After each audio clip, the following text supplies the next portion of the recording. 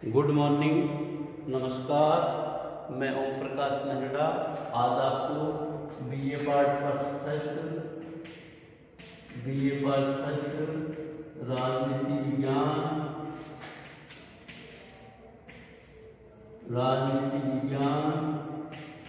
BA part first राजनीति विज्ञान के पेपर राजनीति विज्ञान के मूल आधार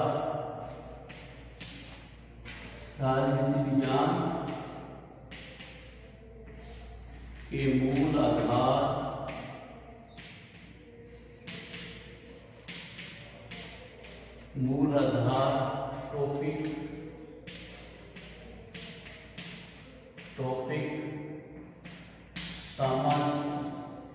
टॉपिक राज्य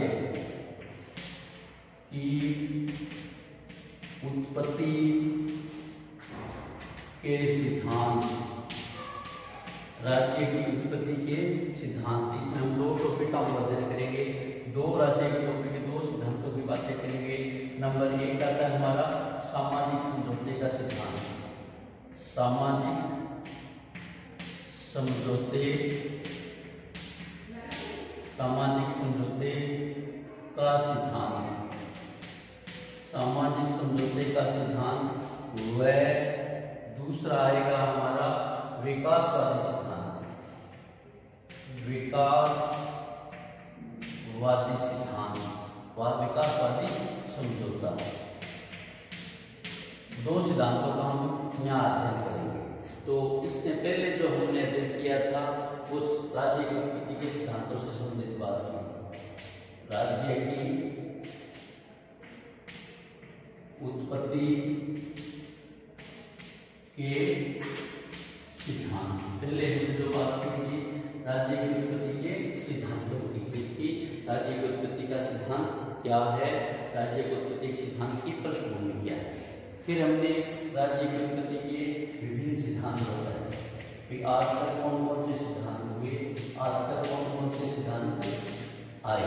इसमें 6 सिद्धांतों की बात की थी हमने। टोटल 6 सिद्धांतों में हमने किया था देवी उत्पत्ति का सिद्धांत, शक्ति का सिद्धांत, पैतृक सिद्धांत, मातृसत्तात्मक सिद्धांत, सामाजिक समझौते का सिद्धांत, ऐतिहासिक या विकासवादी सिद्धांत या हम मार्क्सवादी सिद्धांत भी कह सकते हैं।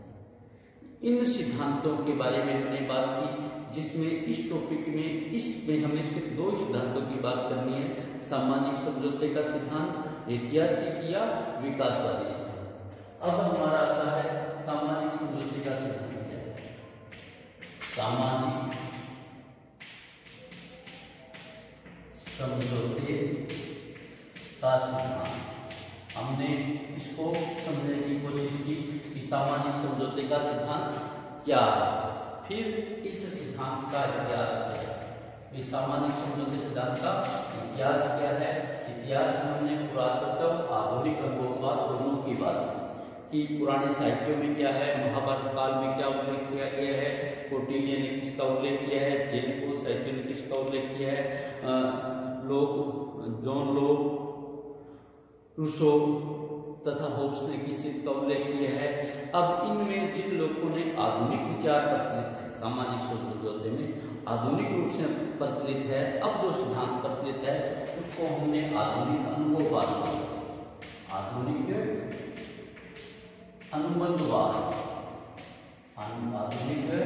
अनुबंधवाद की बात करते हैं तो 3 विचारों का महत्वपूर्ण विचार आता है।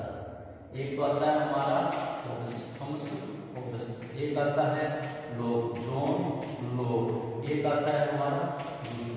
तो यहाँ हम सामाजिक समझौते के आधुनिक अनुबंधवाद में होब्स, लोक और रूसो के बारे में चर्चा करेंगे। होब्स, लोक और रूसो को समझने की कोशिश करेंगे। आधुनिक अनुबंधवाद सामाजिक समझौते के इतिहास में हम आधुनिक अनुबंधवाद की बात करते हैं। हम आधुनिक अनुबंधवाद को समझने की कोशिश करें। आधुनिक अनुबंधवाद की बात आती है, आधुनिक अनुबंधवाद आता है तो उसमें होब्स, लोक और रूसो का नाम आता है। थॉमस होब्स, जॉन लोक और तीनों का नाम आता है। तो हमने थॉमस होब्स को पढ़ लिया है। थॉमस हॉब्स को समझ लिया है। थॉमस हॉब्स को किन टॉपिकों में समझना है ये थोड़ा और देखेंगे। थॉमस हॉब्स को हमने समझा है, थॉमस हॉब्स की पृष्ठभूमि, थॉमस हॉब्स की पृष्ठभूमि या थॉमस हॉब्स के बारे में जीवन परिचय, थॉमस हॉब्स का जीवन परिचय, थॉमस हॉब्स के समय उनका जीवन बचपन में क्या प्रभाव पड़ा। दूसरा हमने इसमें समझने की कोशिश की वो थॉमस हॉब्स ने मानव स्वभाव क्या होता है, मानव का स्वभाव थॉमस हॉब्स के अनुसार कैसा है। जैसा कि थॉमस हॉब्स ने बताया था कि मानव का स्वभाव स्वार्थी, अहंकारी और झगड़ालू है। और प्राकृतिक अवस्था में भी कैसा है, प्राकृतिक अवस्था को भी थॉमस हॉब्स ने मानव को स्वार्थी, झगड़ालू और अहंकारी बताया। और इस अवस्था को से क्या होता है, आदमी में असुरक्षा की भावना होती है मानव में, उस असुरक्षा की भावना के लिए समझौते का कारण बनता है। फिर जो था हमने पढ़ा था कि थॉमस हॉब्स के अनुसार समझौते का कारण, कौन से समझौते का कारण, सामाजिक समझौते। सामाजिक समझौता कौन सा, आधुनिक गणतंत्रवाद के अनुसार समझौते का कारण। फिर वो कारण ये मिलता है कि जब आदमी असुरक्षा से समझता है, जब मानव असुरक्षा से समझता है तो वो असुरक्षा से सुरक्षा पाने के लिए समझौते की आवश्यकता होती है। फिर इस प्रकार का जो समझौता किया जाता है, इस प्रकार से जो राज्य का निर्माण किया जाता है, वो उस समझौते में राज्य का स्वरूप क्या होगा, राज्य कैसा होगा, समझौते में राज्य का स्वरूप, राज्य का समझौते में राज्य का स्वरूप, राज्य का स्वरूप। फिर पांचवा हमें ये तो उसका स्वरूप है कि राज्य का स्वरूप क्या होगा, किस प्रकार से लोग मिलके स्वरूप राज्य का निर्धारण करते हैं। सारे लोग जनसभा करते हैं, सारे कहते हैं हम जनसभा को अपना समर्थन देते हैं, जनसभा फलां व्यक्ति को समर्थन देगी, वो हमें हम पर राज्य करेगा और हमारी सुरक्षा वचन देगा। फिर इस प्रकार से एक नवीन राज्य बन जाता है। उस नवीन राज्य का रूप क्या है, नवीन राज्य का रूप इसको किस प्रकार का रूप मानेंगे, निरंकुश राजतंत्रात्मक, जिसमें राजा पर कोई निरंकुश नहीं है। फिर हमने थॉमस हॉब्स के अनुसार आलोचनाएं देखी। इस संबंध में हॉब्स का सामाजिक सिद्धांत है, उसकी आलोचनाओं के बारे में वर्णन किया। आलोचनाएं, अब आलोचनाएं कई आलोचनाएं की जिसमें मानव स्वभाव विशेष, एकांकी, प्राकृतिक अवस्था है, लोकतांत्रिक और अतार्किक राज्य भय की संभावना पर आधारित, स्वेच्छा, निरंकुश शासन। और नेक्स्ट जो हमारा टॉपिक था 8वां था, इसमें 8वां हमने किया था वो किया था मैथ। फिर भी आलोचनाओं के बाद भी थॉमस हॉब्स के आधुनिक अनुवादवाद के अनुसार, आधुनिक अनुवादवाद के अनुसार सामाजिक समझौते के महत्व अब हम अध्ययन करेंगे। अब हम नेक्स्ट जो टॉपिक है हमारा, नेक्स्ट जो विद्वान है वो जॉन लोक के बारे में पढ़ेंगे। जॉन लोक का अध्ययन करेंगे। जॉन लोक का जन्म, जॉन लोक का जन्म, इनका भी इंग्लैंड में हुआ था, दार्शनिक थे। इनका जन्म 1635 में हुआ, 1704 में इस दुनिया से अलविदा कहे, 1704 में इस दुनिया से चल रही है। बस फर्क इतना ही है कि जब थॉमस हॉब्स का जन्म हुआ था तब वहां तख्ता पलट हुआ था, विलियम चार्ल्स प्रथम को मौत के घाट उतार दिया गया था और राज्य प्राप्त करने के लिए तख्ता पलट। जॉन लोक का जन्म इंग्लैंड में हुआ था, ये भी महान दार्शनिक थे। बस इनके समय एक डिफरेंस है, एक अंतर है। इनके समय में राजकुमार ने राजा के खिलाफ आंदोलन इसलिए किया, राजा के खिलाफ यह आंदोलन किया कि यहाँ वैधानिक राजतंत्र की स्थापना की जाए। तो यहाँ तो था निरंकुश राजतंत्र और यहाँ वैधानिक राजतंत्र। तो जॉन लोक का पहले अपने जीवन परिचय देखते हैं। पहले आता है हमारा जीवन परिचय। जॉन लोक का जीवन परिचय क्या है, जॉन लोक का जीवन कैसा था। जॉन लोक इंग्लैंड के एक महान दार्शनिक था जिसका जन्म 1632 में हुआ था। इसका पालन पोषण अत्यंत उदार वातावरण में हुआ था, यानी होब्स वाली स्थिति नहीं थी। होब्स में तो क्या था, तख्ता पलट हुआ था और तख्ता राज्य का तख्ता पलट हुआ था तो राजा को मौत के घाट उतार दिया गया। इनके हाथ जो पालन पोषण हुआ अत्यंत उदार वातावरण में हुआ था। इस वातावरण जैसा वातावरण आदमी पर प्रभावित करता है। होब्स का जो घटनाक्रम था उसमें होब्स को जो वातावरण प्रभावित किया जिसके कारण उन्होंने निर्कुश राजतंत्र के विचार रखे और जो लोग के जो जीवन परिचय था उसमें उन्होंने उदार वातावरण देखा, इसलिए उसने वैधानिक राजतंत्र की बात की। तो इस प्रकार का जो उदार वातावरण था, उदार वातावरण का उनके जीवन पर बहुत बड़ा प्रभाव पड़ा। लोग ने अपने समय में इंग्लैंड में गृह युद्ध तो देखा, लेकिन जिसमें उसके पिता ने राजा का विरोध किया और पार्लियामेंट की स्थापना की, पार्लियामेंट की बात की और 1688 के गौरवमयी क्रांति के 2 वर्ष पश्चात उन्होंने अपनी पुस्तक दी टू ट्रीजर ऑन गवर्नमेंट में इस बात का प्रतिपादन किया कि निरंकुश राजतंत्र के स्थान पर वैधानिक राजतंत्र की स्थापना और पार्लियामेंट को अंतिम स्थापना चाहिए, जैसा वर्तमान में ब्रिटेन में वैधानिक राजतंत्र की स्थापना और पार्लियामेंट की अंतिम सत्ता की स्थापना करना नितांत आवश्यक है। जॉन लॉक ने अपने सामाजिक समझौते की व्याख्या निम्नानुसार की। जॉन लॉक ने सामाजिक समझौते की व्याख्या निम्नानुसार की, मानव स्वभाव और प्राकृतिक अवस्था। नंबर 2 है मानव स्वभाव व प्राकृतिक अवस्था। मानव स्वभाव व प्राकृतिक अवस्था। मानव स्वभाव कैसा है?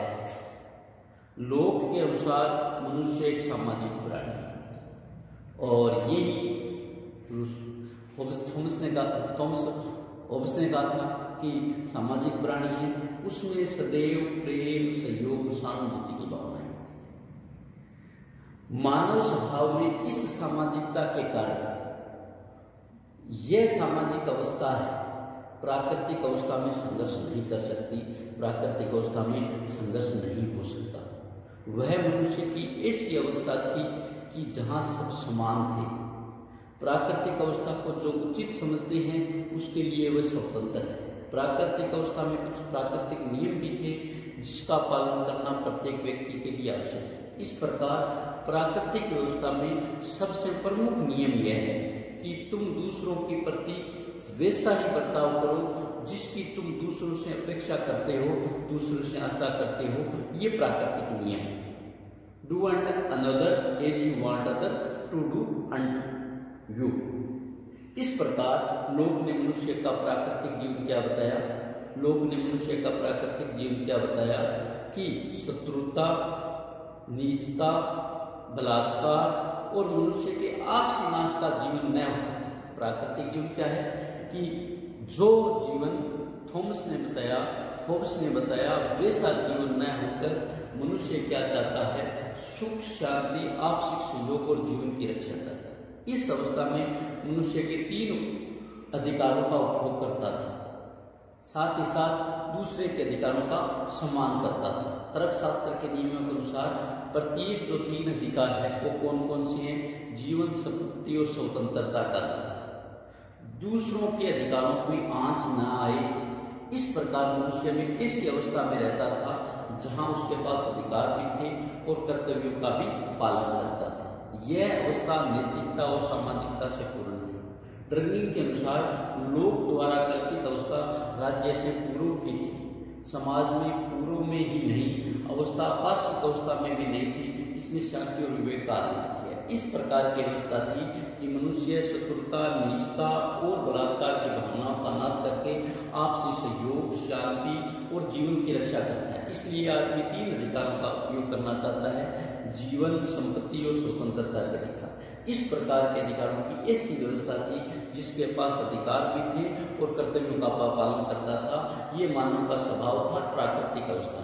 फिर इसके परिणाम स्वरूप समझौते का स्वरूप।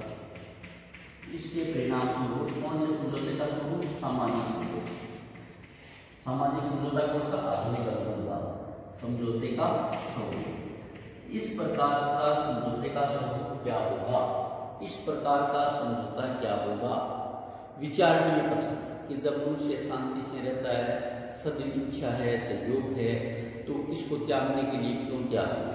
इस संबंध में लोगों ने कहा कि जब ये सारी व्यवस्थाएं थी कि जीवन में सुख शांति थी, आपसी सहयोग था, सुख शांति थी, आपसी सहयोग था और जीवन की रक्षा का कर्तव्य था, सब अधिकार कर्तव्य थे, कर्तव्यों का पालन करते थे, जब ऐसी व्यवस्था थी तो मानव उसको त्यागने के लिए तैयार किया। फिर लोग मौद्य कहते हैं ऐसी अवस्था में कुछ असुविधा अनुभव हुई, जिसके कारण व्यक्तियों ने इस अवस्था को त्यागना उचित समझा।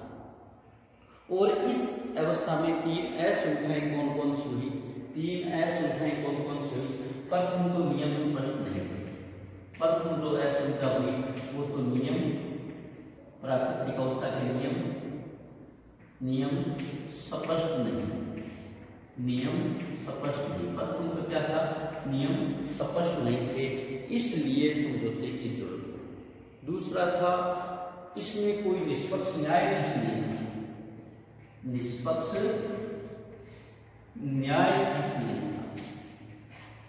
पहला तो ये था कि नियम स्पष्ट नहीं थे, दूसरा निष्पक्ष न्यायाधीश नहीं था, और तीसरा इन नियमों को लागू करने के लिए शक्तिशाली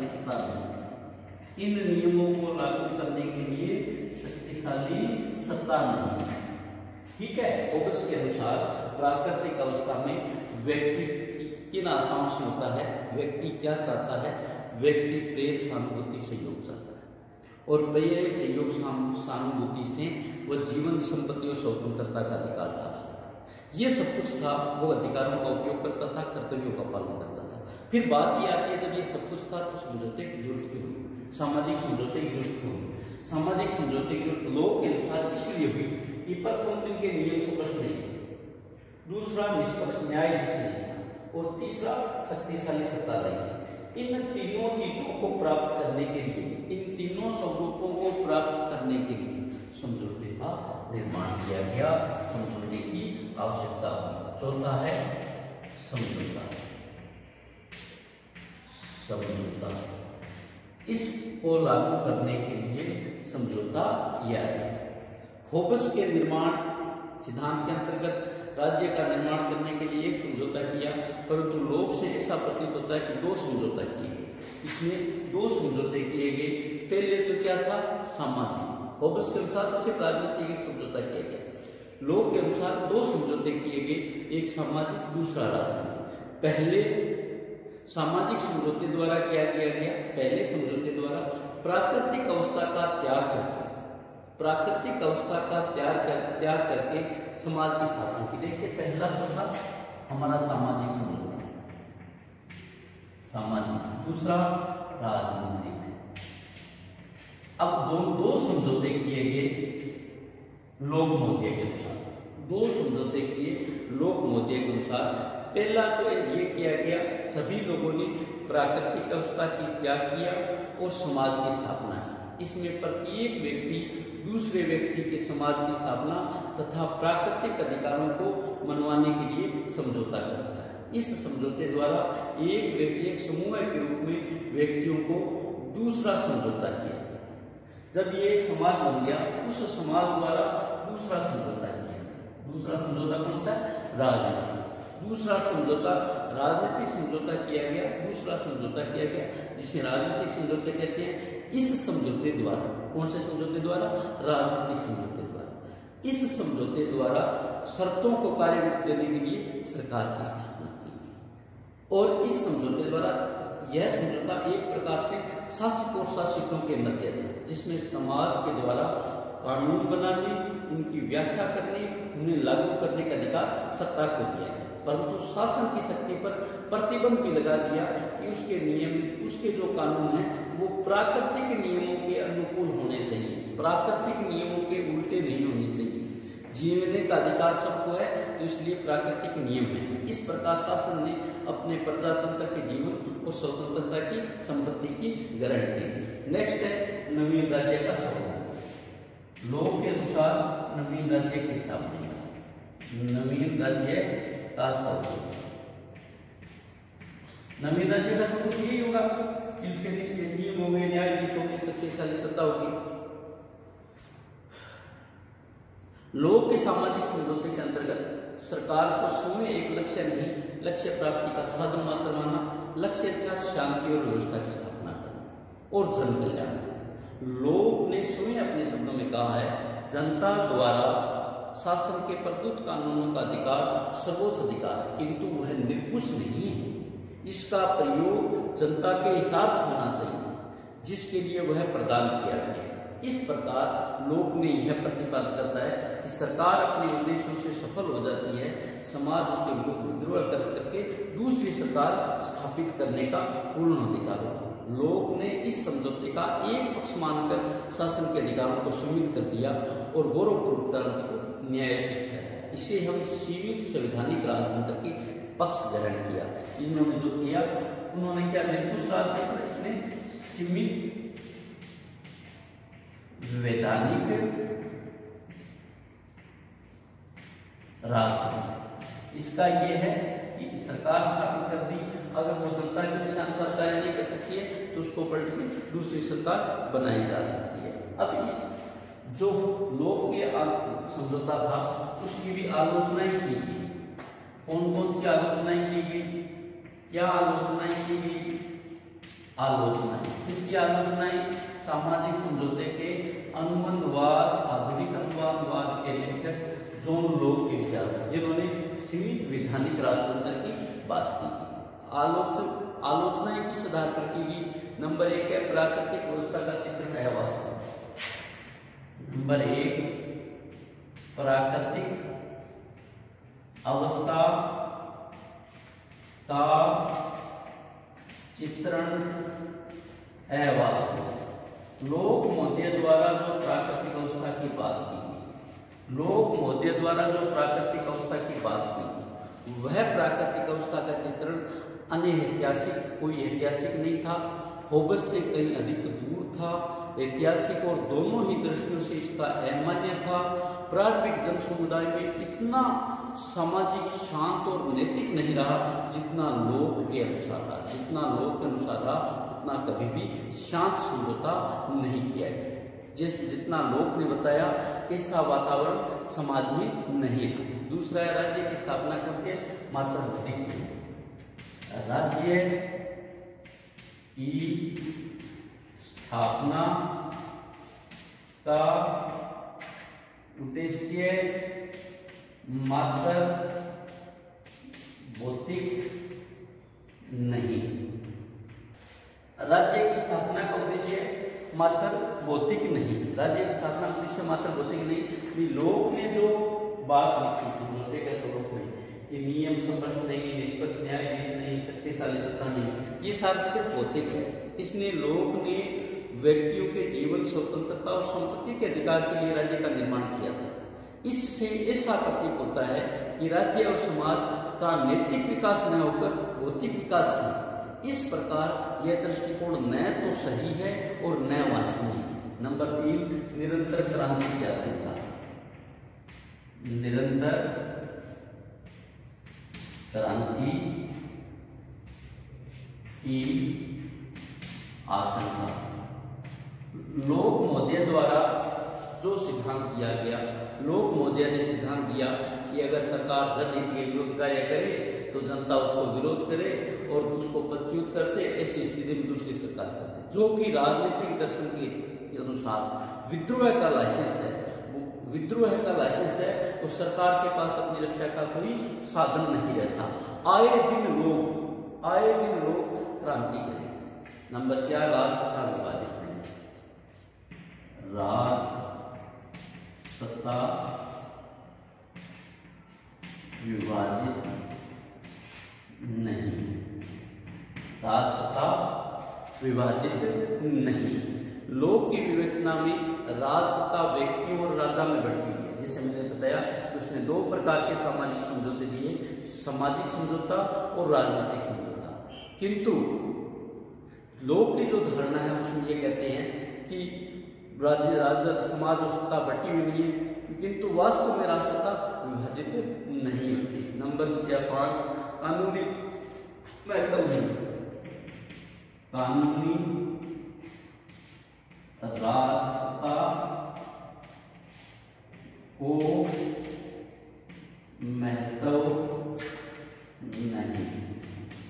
लोक महोदय ने जो राजसत्ता का सिद्धांत दिया उसकी सबसे बड़ी त्रुटि यह है कि उसमें कानूनी महत्व नहीं। गिलक्राइस्ट ने लिखा है कि होब्स ने राजनीतिक सत्ता को अस्वीकार करते हुए कानूनी सत्ता का प्रतिपादन किया। होब्स ने राजनीतिक सत्ता की शक्ति को स्वीकारा पर कानूनी सत्ता को स्वीकार नहीं करा।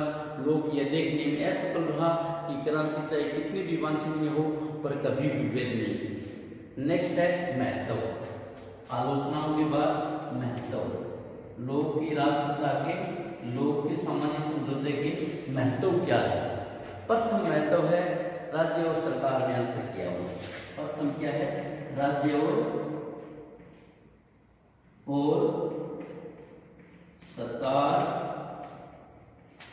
में अंतर। प्रथम है राज्य और सरकार में अंतर किया। लोक महोदय ने जो सिद्धांत दिया वो जन सहमति का सिद्धांत था। ये विचार, ये सर्वसम्मति का सिद्धांत था। ये प्रजातंत्र का अग्रदूत था।